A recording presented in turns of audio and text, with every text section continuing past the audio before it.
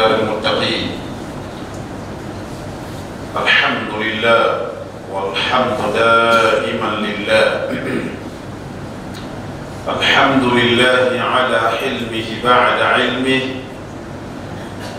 والحمد لله على عفوه بعد قدرته. عز كل ذليل وقوة كل ضعيف وملجأ كل ملهوف. من تكلم سمع نطقا، ومن سكت علم سرا، ومن عاش فعليه رزقه، ومن مات فإليه منقلب. أشهد أن لا إله إلا الله، خصنا بخير كتاب أنزل، وأكرمنا بخير نبي أرسل، وأتم علينا النعمة بأن جعل لنا الإسلام دينا شرعا، وجعلنا بالإسلام خير أمة أخرجت للناس، نأمر بالمعروف وننهى عن المنكر ونؤمن بالله. أشهد أن سيدنا ونبينا محمد صلى الله عليه وسلم سيد السادات، النبي العدنان، حبيب الأمة بأجمع، سيدنا ومولانا وشفيعنا محمد صلى الله عليه وعلى الآل والأصحاب. فيا أيها المشتاقون إلى شفاعة أحمد صلوا عليه وسلموا تسليما. صلى الله عليه وعلى الآل والأصحاب. ما تعقبت الأيام والليالي إلى يوم يقوم الناس لرب العالمين، وبعد. أيها السادة، إخوة والأخوات، أيها المباركون،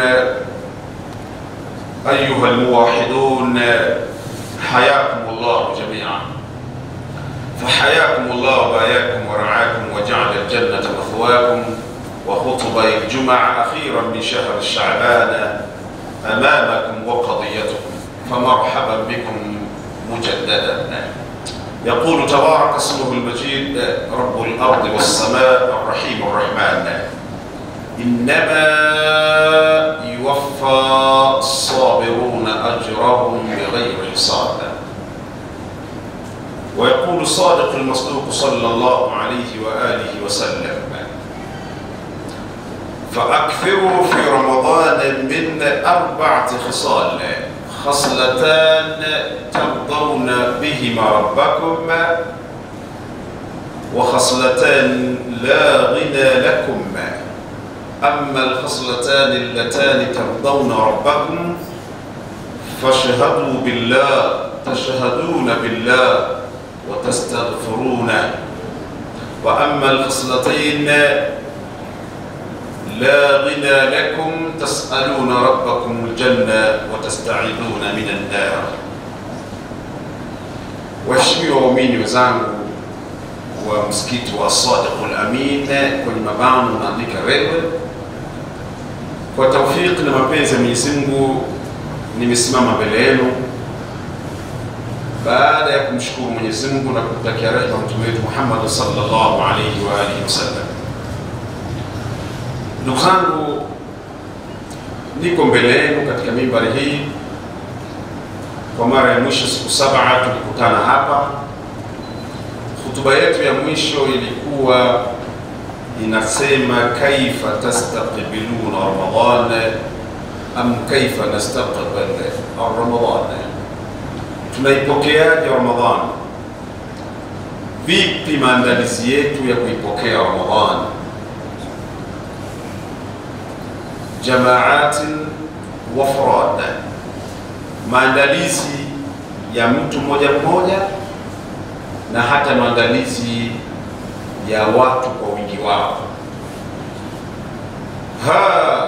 wa ana qaimu amamakum baqiya al-ayyam al-qilal, wa mumkin wa ma'a bil ma'a an aqula lakum mumkin wuqufi عندكم في الجمعة القادمة سيكون في شهر المبارك، شهر العظيم، شهر القرآن، شهر رمضان. Ndugu zangu, kwa furaha kubwa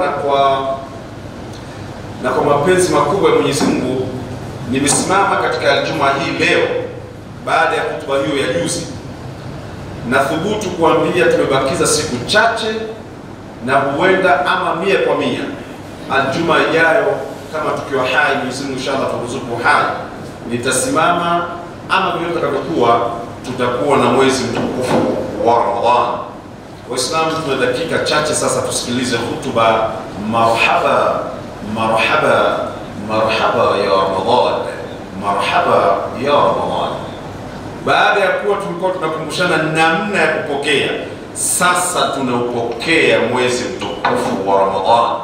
Marhaba ya Ramadhan, marhaba ya shahr as-siyam, marhaba ya shahr al-Quran, marhaba ya shahr al-Ghufran, marhaba ya shahr al-Rahma, marhaba ya shahr al-'itq min an-nar, marhaba ya shahr al-Tarawih, marhaba ya shahr al-Sadaqa, marhaba ya shahr al-Qiyam, marhaba ya shahr al-Tasabih, marhaba ya shahr al-Aitam, marhaba ya shahr al-Aramil, marhaba ya marhaba ya Ramadhan. Ndugu zangu, sasa tupokee mwezi wa Ramadhan, mwezi ambao ni wa kufunga. Karibu sana mwezi wa kufunga, karibu sana mwezi wa msamaha, karibu sana mwezi wa huruma, karibu sana mwezi wa sadaqa, karibu sana mwezi wa Qur'an, karibu sana mwezi wa tarawih, karibu sana mwezi wa tasbih, karibu sana mwezi wa tauba, karibu sana mwezi wa kuwajali sana mayatima, karibu sana mwezi wa kuwajali sana na kuwakagua wajane, karibu mwezi ambao ni sunna sana kusimama usiku wake, karibu mwezi wa Ramadhani, karibu mwezi wa pepo, karibu mwezi wa kufungwa jahannam, karibu mwezi wa kufungwa mashaitani, karibu karibu karibu adidi la akhir. Hutuba yangu ya leo bwana, marhaba ya Ramadhan, karibu ewe Ramadhan. Sasa tunaanza ndugu zangu, hadhihi da'abul hayat, ya'at wa yamut, ta'at wa tamut, wal a'malu yanqus. كنت هنا بجمعة متعددة أم معددة نتحدث بمهلا مهلا يا رمضان، مهلا مهلا يا رمضان. واليوم قائم أمامكم أقول بملء فم مرحبا يا رمضان. ndugu zangu, naomba sasa tutafakari.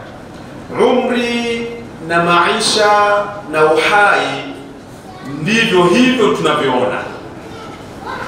Hesabu ya karibu kabisa, majuma ya kuhesabika. Nilisimama hapa katika mimbari hii nikawa na uwaga mwezi wa Ramadhani, ayyamil qilal, masiku machache yaliyotangulia, nilikuwa kwenye mimbari hii nikisema mahal ya Ramadhani. Kwa heri ya Ramadhani. Wazee wetu ambao wamebobea katika masala ya kumtaja Mwenyezi Mungu, mambo ya dhikri na kadhalika, wana uradi wao, muwadda'u ya Ramadhan, muwadda'u ya Ramadhan. Hii masikio hayajapoteza hii sauti. Ni masiku machache tulikuwa tunasikia kwa heri ya Ramadhan, kwa heri ya Ramadhan. Na kwa mimbari hii na mimbari nyingi tuliaga Ramadhan, tuliaga tukasema ya shahrul Ghufran la awhasha Allah ya shahrul Quran. Mungu asikupeleke bure, asikupeleke peke yako, ila uwe na Qur'ani yetu. usiende peke yako, ile huwa na msamaha wetu. Ramadhani unaondoka, ondoka na sadaka zetu. Ramadhani unaondoka, ondoka. Tulikuwa tunamwaga Ramadhani, lakini leo nasimama tena kama jana tuna leo, nasema karibu ewe Ramadhani. Muislamu, ndugu yangu muumini, je, umefikiria kuhusu umri wako? Je, umefikiria kuhusu uhai wako? Unafikiria unakwenda wapi? Unajua safari yako hii ya kasi namna hii, masiru kailaweni enta ya hadha, wapi unaelekea, wapi unakwenda ndugu yangu? Amana al-awqat wal awani tantabih. Hivi bado tu haujafika muda ukaamka, ukashtuka kutoka kwenye hiyo ghafla ulionayo.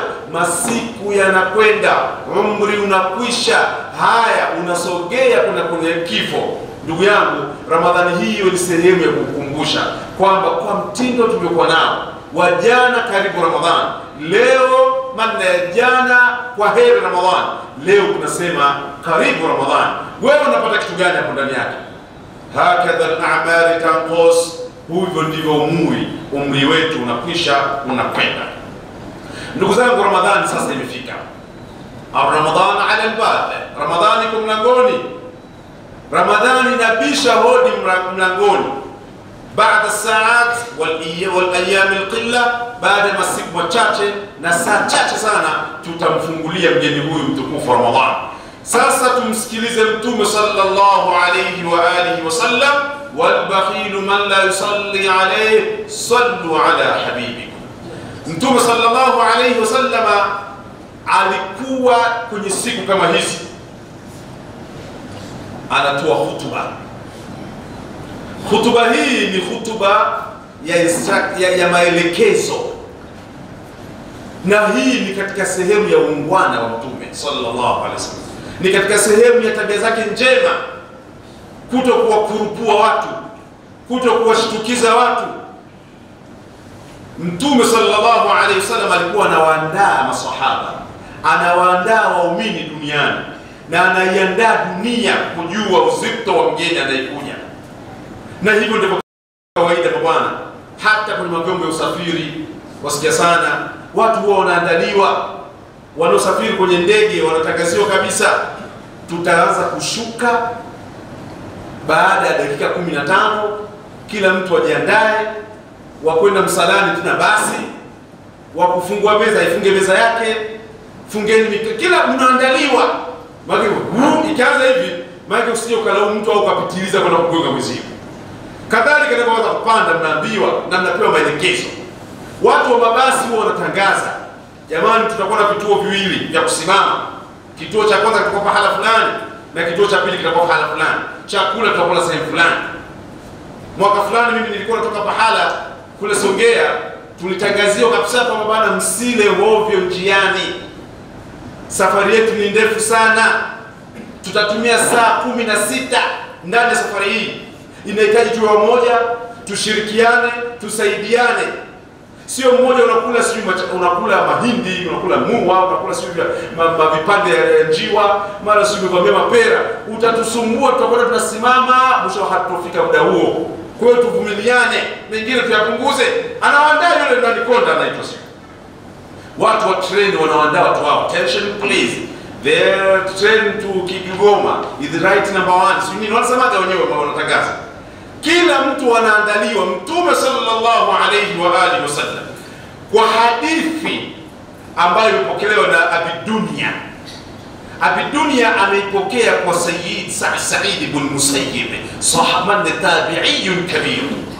Sa'id ibn Musayyib ameipokea hadithi kwa Abu Hurairah, sahabiyyun jalil, jabalun min al-jibal, innahu shamsun min shumusi ummatina wa qamarun min aqmariha. Sahaba mkubwa anapokea hadithi hii kwa lafdhi ambayo sitoendelea nayo.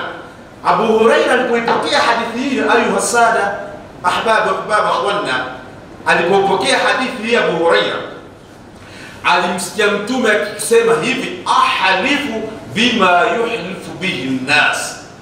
Yani Mtume kwenye hutuba hiyo alianza kwa kuapa. Anasema Mtume, naapa kwa yule ambaye wanamwapia watu.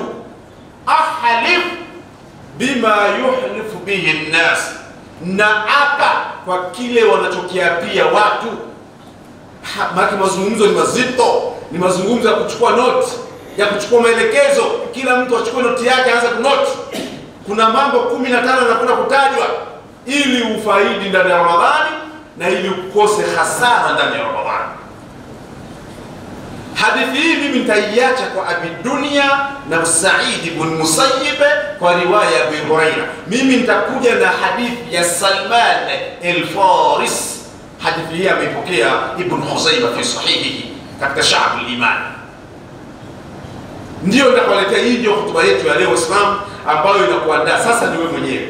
Ukiyafanyia kazi hayo, fabiha wa ni'ma wa hani'an lak, utakuwa umepata hongera, vifijo na nderemo ni kwako, kongole sana.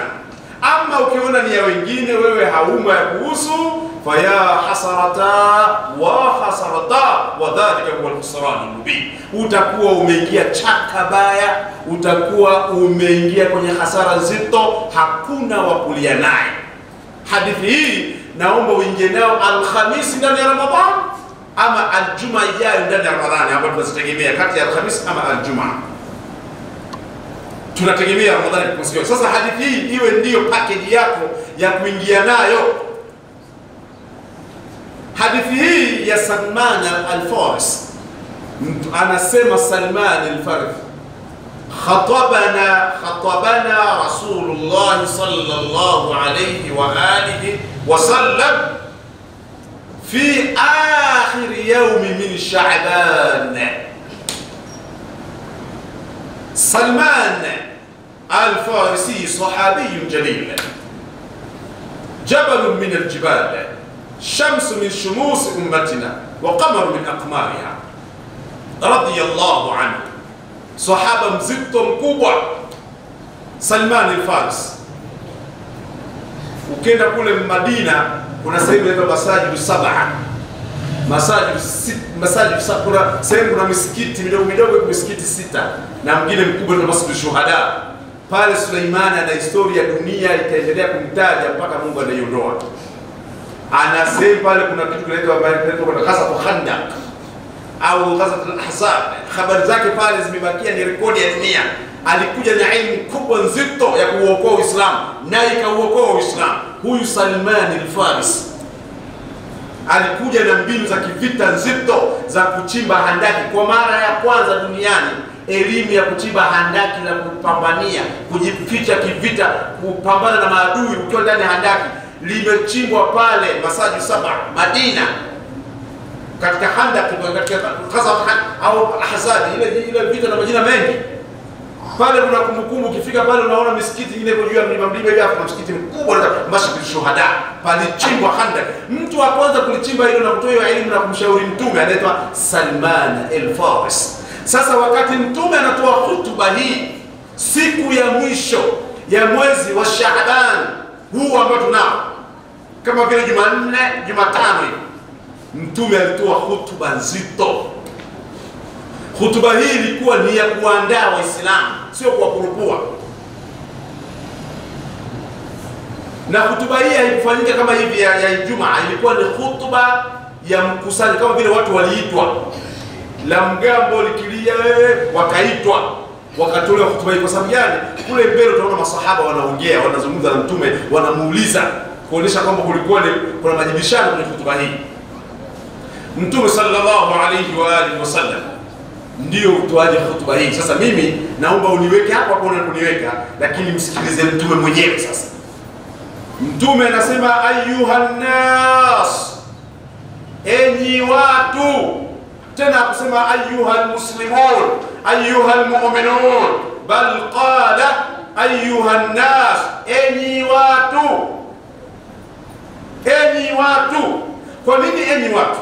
Ni kwa sababu anachokwenda kukitangaza Mtume sallallahu alaihi wa sallam kina maslahi kwa watu wote, wawe waumini wasiwe waumini, wawe waislamu wasiwe waislamu. Yale manufaa yake, malipo wanaweza wakapata waumini na waislamu, lakini maslahi, yale manufaa, matunda ya anachokitangaza yatamkuta kila mtu. bila imani au mwenye imani asiwe nani, whatever the case man, vyovyote atakavyokuwa, atapewa mtu maslahi, atayapata. Kwa hiyo anachotaka ndio Mtume akasema, sasa hii ni umume, ayuha nas, enyi watu, qad adhallakum shahrun adhim. Sikiliza hotuba ya Mtume, ayuha sada, enyi watukufu wa Islam, hakika mnakwenda kufunikwa, mnakwenda kupata kivuli na cha mwezi mkubwa, mwezi msamahu sallallahu alayhi wasallama adhimu, bisighatin adhim. Mtume akasema, yeye Mtume, sio mimi, kwamba mwezi unaokuja ni mkubwa, ni mzito sana, mkubwa sana, mtukufu sana. Jamani, msemaji hapa ni Mtume sallallahu alayhi wa sallam. Unajua mtu mkubwa anaposema kitu kikubwa lazima uelewe kwamba si cha kawaida. Tofauti na mimi naweza nikasema shilingi 100,000 ni fedha, kwamba bana ameibia hela nyingi sana. Lakini ukimsikia tajiri katika matajiri wetu wa nchi akisema bana nimeibiwa hela nyingi sana, kwa ule utajiri wake kadiria kwamba ni fedha nyingi.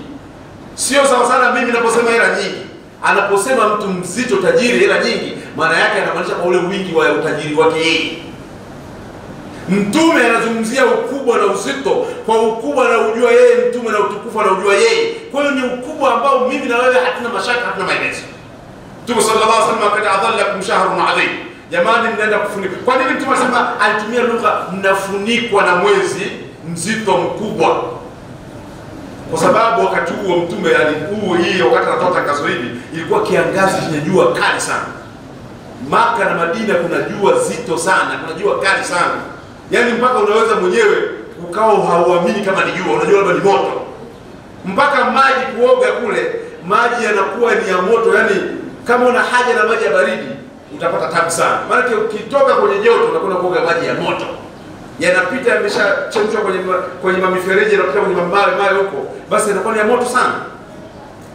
Kwa hiyo kuna joto kali. Mtume akamwambia sasa mnafunikwa, akatumia lugha ya kufunikwa, yani kama vile mnashikiwa mwavuli sasa, kwamba ile shida yote mtakayoipata nini, mtakuwa ni chini ya mwavuli wa mwezi huu, kutakuwa na rehema, kutakuwa na kama mtakusikia hivi punde. Kwa hiyo Mtume akatumia lugha ya kivuli, kwamba mnakwenda sasa kufunikwa, mnakwenda kupozwa na mwezi mtukufu baada ya harara ya mambo mengi. Sasa mwezi unakuja kuwaletea baridi, unakuja kuwaletea utulivu, unakuja kuwaletea kivuli, unakuja kuwaletea Mtume akawa anamaanisha hivyo. Mtume anasema shahru mubarak, mwezi wenyewe una baraka nyingi sana. Shahru fihi shahru iftarada Allahu alayhikum siyama, mwezi ambao sasa Mungu atawalazimisha mfunge. Anayewalazimisha sio mimi tena Mtume, ni Mungu ndio anawalazimisha mfunge. Mwezi ambao fihi laila alqadri khairun min alf shahr, ndani ya mwezi huo kutakuwa na usiku ambao usiku huo utakuwa ni bora kuliko siku 1000 kwa malipo ya thawabu. Sasa masiku yanapishana, usiku unapishana. Yaani sisi hapa Tanzania usiku wetu ni saa 8.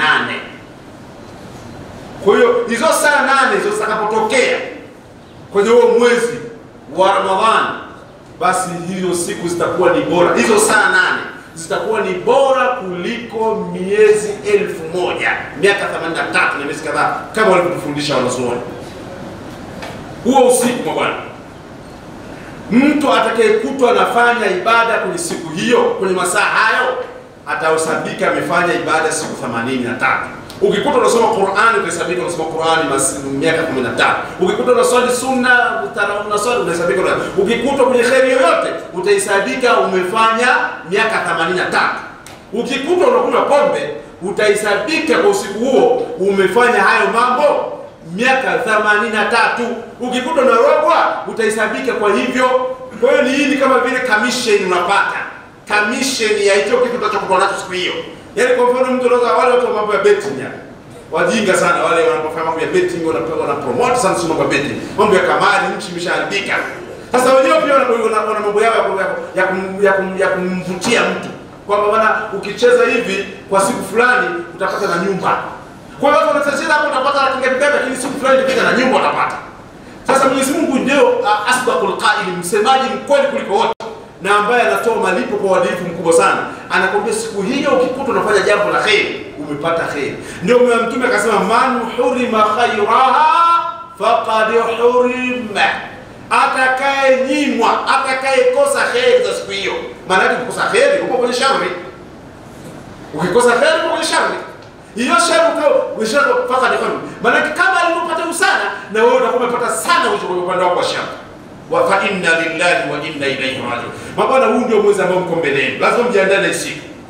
Haiji hivi hivi, lazima mjiandae nayo, lazima muanze kuingiza kwenye akili.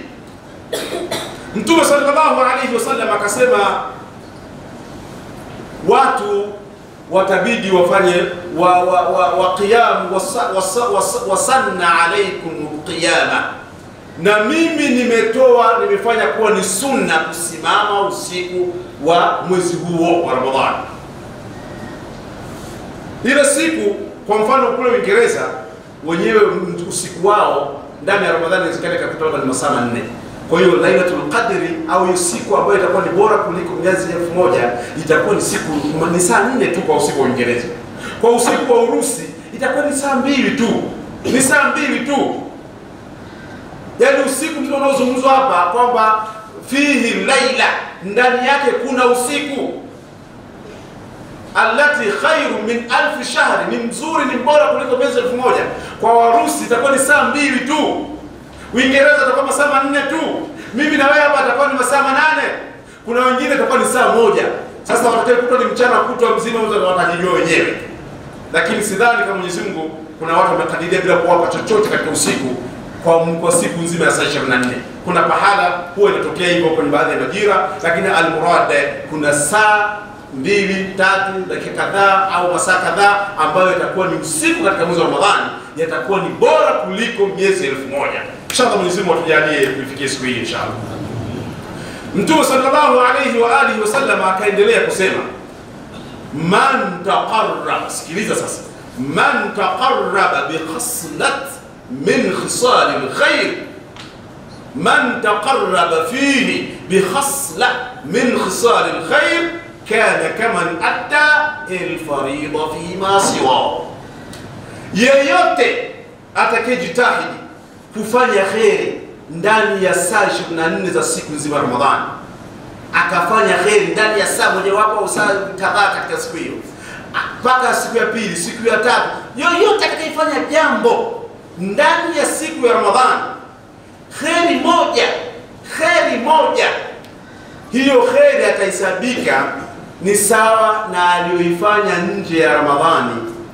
Yani kama amefanya faradhi nje ya Ramadhani. Narudia, Mtume sallallahu alayhi wasallam anasema hivi, Ramadhani ambayo inakuja bwana, haya ndio maandalizi. Kama unajua endeleza kazi yako hapo unapojua. Kama umesahau ndio nakukumbusha. Kama hujui chukua hiyo. Anasema Mtume sallallahu alayhi wa alihi wasallam, al-bakhil man yasalla alayhi man taqarraba fihi ila Allah bi khasla, mtu yote atakayejisogeza kwa Mungu kwa khairi yoyote, khairi yoyote miongoni mwa khairi za mambo ya khairi, basi atahesabika ameifanya hiyo khairi, atalipwa kama amefanya faradhi. Yaani kwa mfano sisi hapa tuna swala ya Ijumaa leo.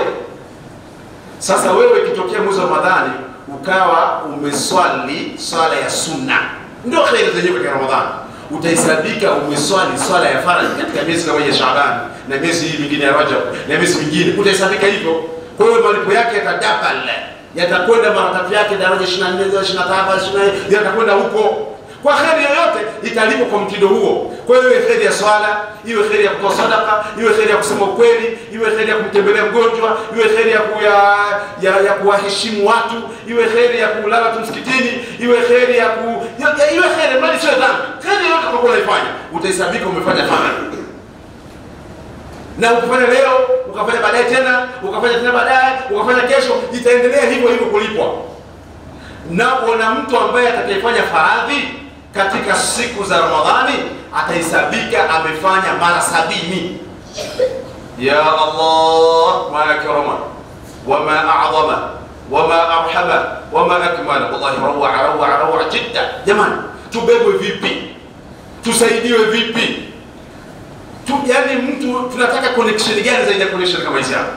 Hizi ndio connection za kuzifuatilia. Haya ndio mambo ya kufuatilia. Unataka nini mtu? Kwa mfano Ijumaa hii tunaoswali kwa bwana. Ijumaa tutakayoswali Ijumaa ijayo ambayo itakwenda na Ramadhani. Tukimaliza kuiswali Mungu akitujalia inshallah msiku Allahumma balighna Ramadhan. Mungu tufikishe ndani ya Ramadhani. Tukipata hiyo tutahesabika tumeswali Ijumaa 70 katika miezi ya kawaida. Kwa lugha fupi Ijumaa ijayo Mungu akijalia utakayoswali watakuwa wewe umeswali Ijumaa za mwaka mzima huu.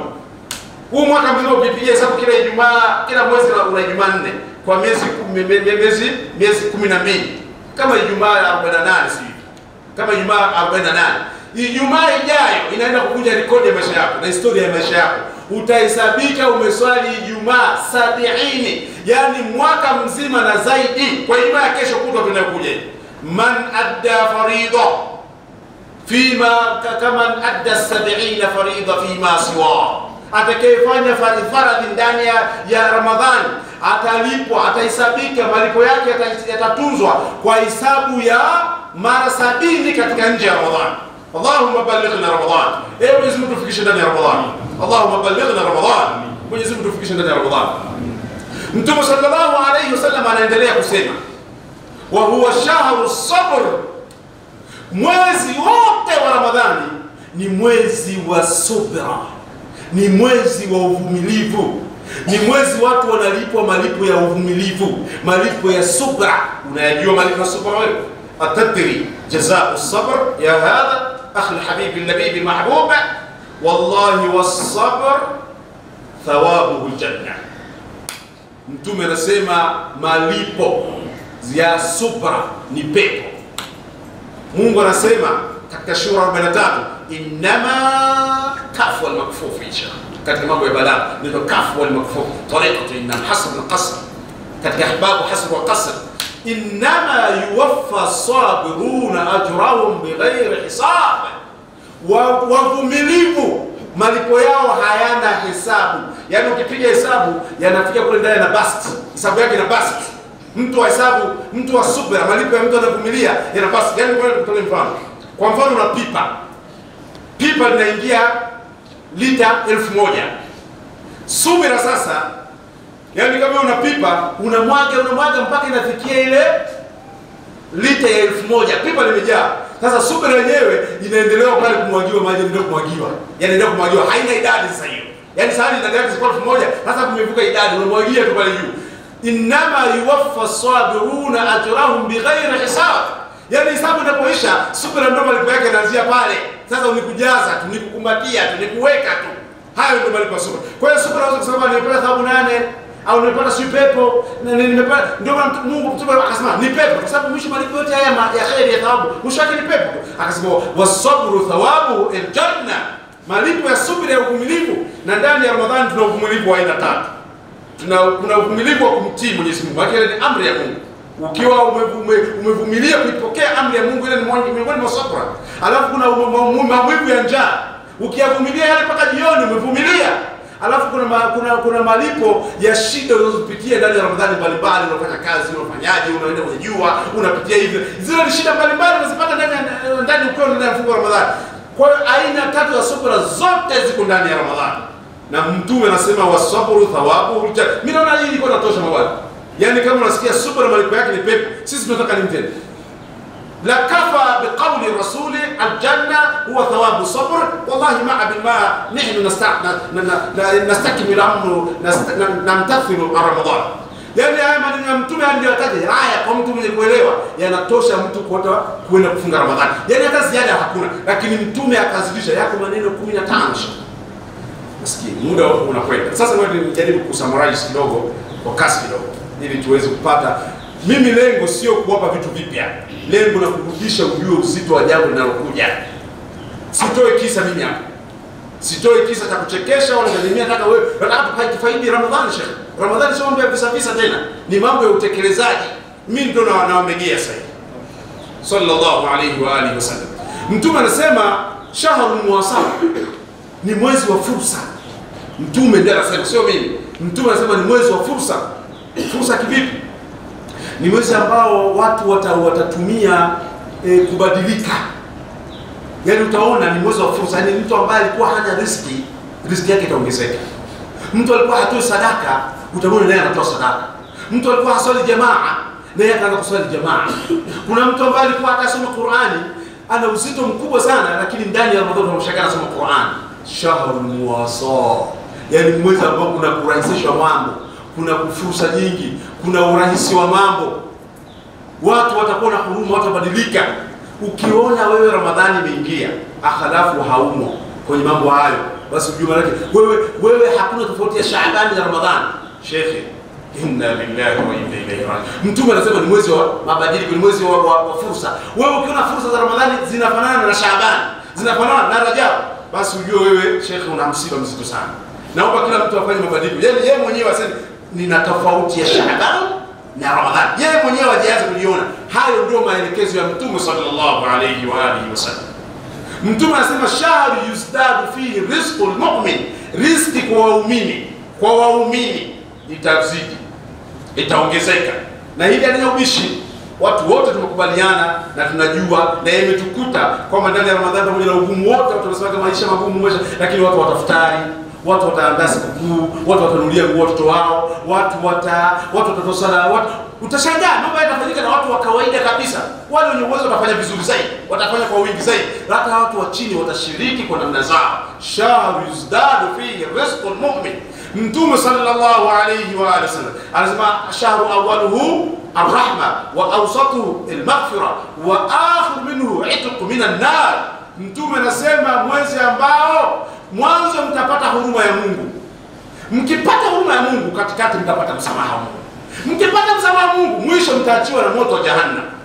Sasa bwana, kuachiwa na moto wa Jahannam sio maana yake unaenda peponi. Yaani hii hadithi ya kuzungumza kwa hapa inawazungumzia watu wale wa mwisho kabisa waliokuwa wameshaingia motoni. Yaani kuna watu wako duniani hapa tayari kwa mambo yao wanayofanya wako motoni kabisa. Sasa ukifanya vizuri mwezi wa Ramadhani, pamoja na ulikuwa unaonekana unakwenda motoni, Mungu ataanza kukuhurumia. Utapata rahma, utaanza kupata huruma ya Mungu. Kumi la kwanza. Ukijifanya vizuri zaidi, hata mambo ya liwatu kama wapo mashoga, acheni ushoga sasa. Sasa nataka sasa mtoboe.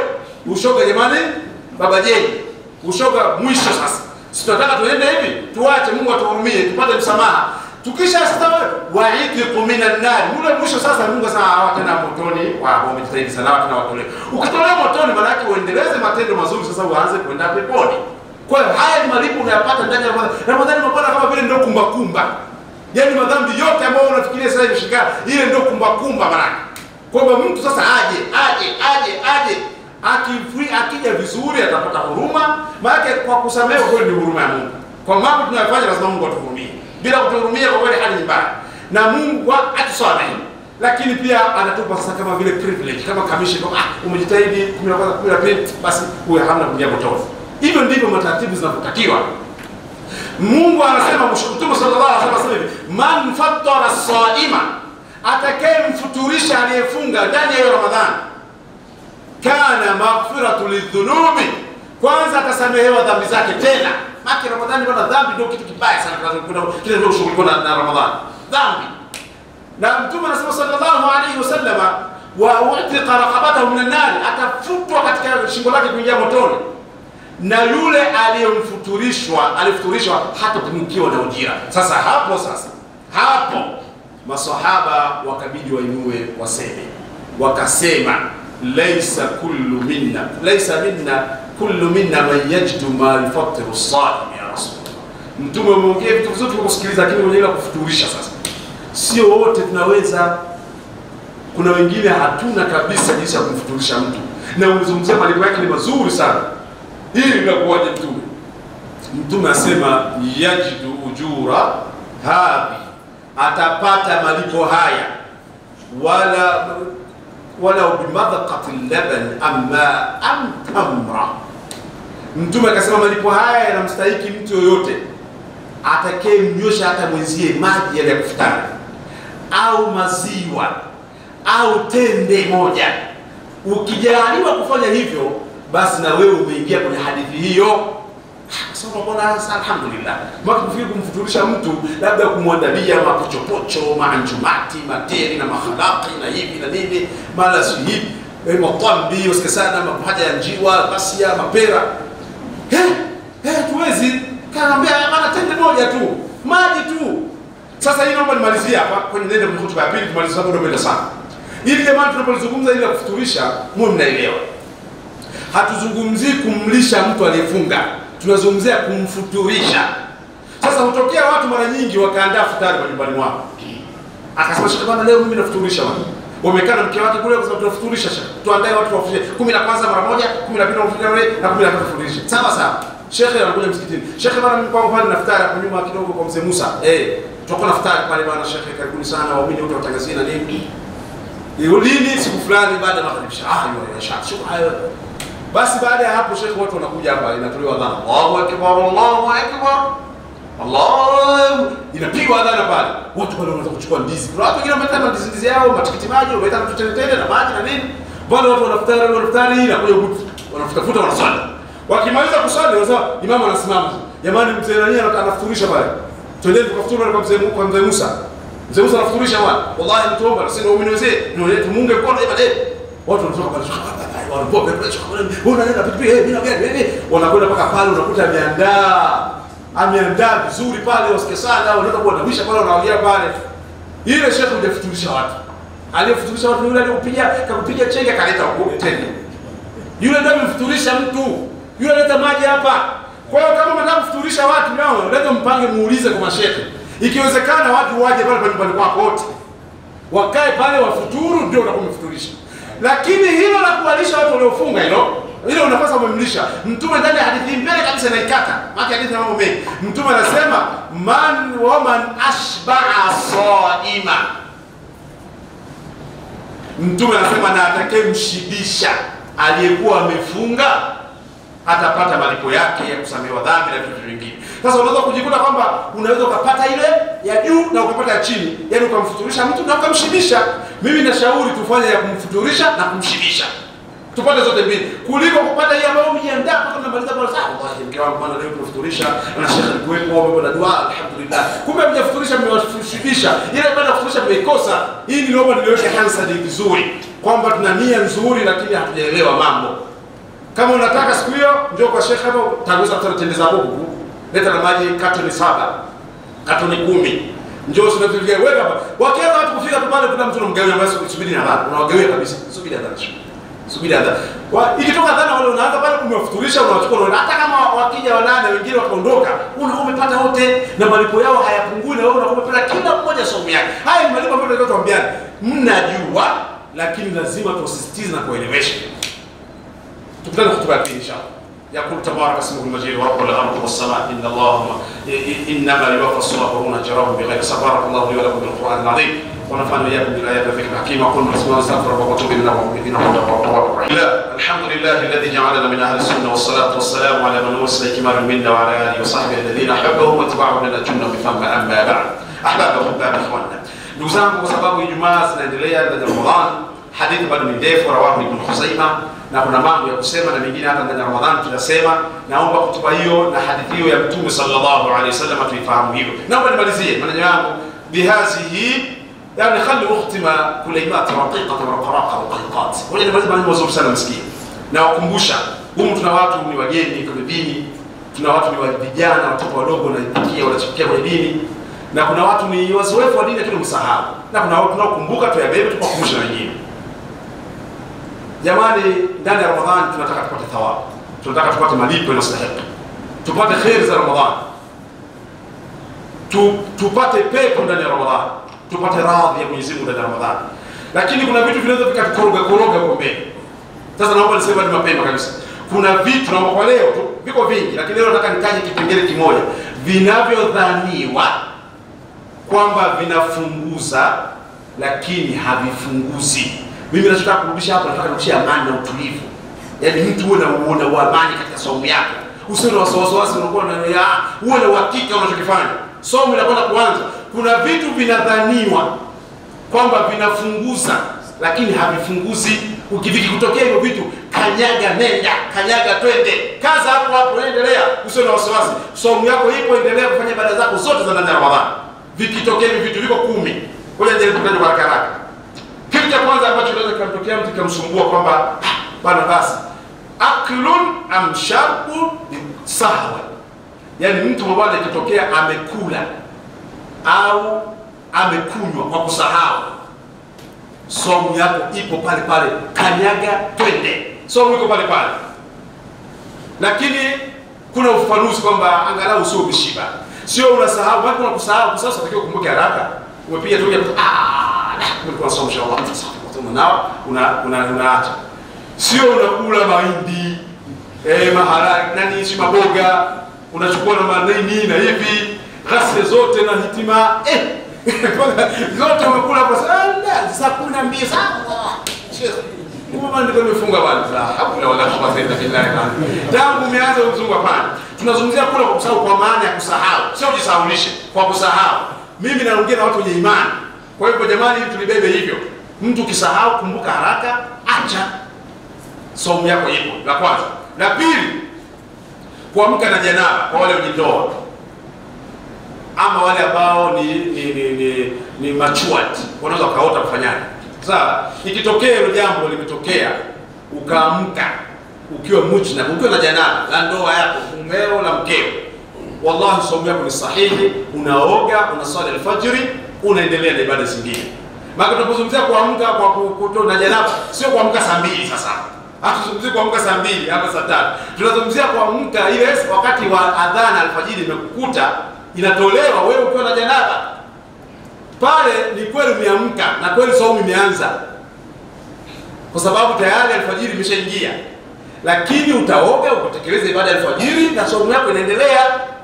Sio usema hapa sababu shekha sana kwa janaba mpaka saa 4 usiku na saa mchana. Hiyo inaonekana na swala asubuhi, swali na amna kitu. Sawa? Unaonekana na wakati. La pili, la tatu ni baraka. Na hii hata kwa mwanamke ambaye amepata ada mzunguko wake ule, afa kawa na wake kwamba amekatika tangu usiku, lakini alfajiri kamkuta bado hajaoga, saumu yake itaendelea, ataoga, saumu itaendelea. Hili lazima tuliseme, kwa sababu kuna watu watawasumbua haya. Wewe unaweza kuwa unajua kile mzee kumsumbua. Jambo la tatu ni kupiga mswaki. Kupiga mswaki ndani ya mchana wa Ramadhani. Ruhusa, piga mswaki shekhe.